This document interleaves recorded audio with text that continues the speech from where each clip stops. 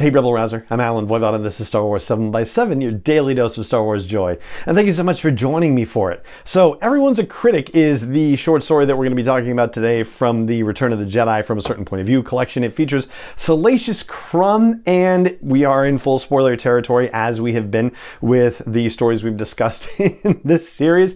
So, this is the story of Salacious Crumb becoming part of Jabba's gang at the palace, and Bib Fortuna is definitely not a fan, which is kind of a fun element of the story, and is even trying to get rid of Salacious Crumb at some point until he gets caught by Jabba. But the deal that Jabba makes is, you make me laugh once a day and you can have the run of the place and all the food you can eat, and if you don't, then I'll feed you to my rancor, and that's that. So Salacious seems to not have too much of a problem fulfilling this, and it does seem like there's a chunk of time that happens between the events of the initial discovery of Salacious getting onto Jabba's ship, which is on Koak for some reason, to eventually the Return of the Jedi storytelling situation. And there are also a couple of very unusual details, like Jabba moaning about the loss of his favorite wall art. Jabba goes into his private chambers after the events of the thawing out of Han Solo, and Salacious Crumb apparently hangs out in those private chambers with him, and Jabba is, complaining and moaning about having lost Han Solo, in the sense of he's not in the carbonite block anymore. And there's another thing in there as well. When Salacious is reflecting on what he gets to do for Jabba, one of the things that he says is, or he's thinking about in the narrative, is that he is able to sense Jabba's worry and stress about his position as a crime lord. And that one was kind of stunning to read, actually, because there's nothing really about Jabba the Hutt that has ever felt like he's been worried about anything or stressed about anything in storytelling. There's stuff where he gets mad if people aren't doing what he wants them to do, but even in the comics, when Darth Vader showed up at Jabba's palace and was saying, "No, you're going to do this for me," and Jabba's like, "Oh, great Darth Vader, we certainly wouldn't want to make you mad." There's nothing about Jabba's demeanor that ever seemed like he was stressed about it. I'm not saying I don't believe it. I actually do believe it. I'm just surprised that it's taken this long for anybody to write a story where that even gets addressed.